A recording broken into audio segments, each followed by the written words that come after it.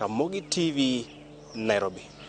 Kapod wan mani wechego mag twak ni kweth mar Kenya Kwanza opedha yanga paro mar tayo twak kindgi kod riwruok mar Azimio e od bura mamalo.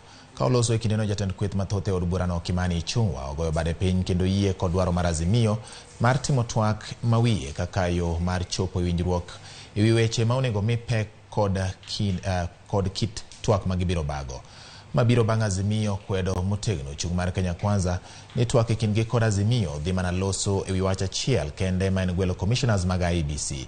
Kolka kore jatend kweth manok e od burano Opiyo Wandayi onyiso od bura ni Azimio ikore mar donjo e twak kod Kenya Kwanza poni en twak ma uyanga ma ok twak ma ibiro tayo kod chike mag od bura kende.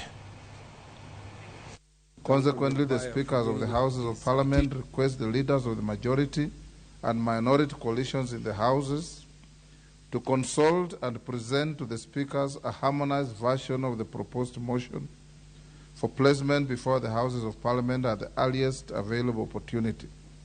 This shall set the stage for the commencement of the bipartisan engagements in Parliament. Because, Honorable Speaker, the only thing that we have that we must value in this country is the peace and tranquility we enjoy. So long as the Kenya Kwanza coalition demonstrates utmost good faith, demonstrates political will, and comes forward with open hands and open hearts, we are going to engage.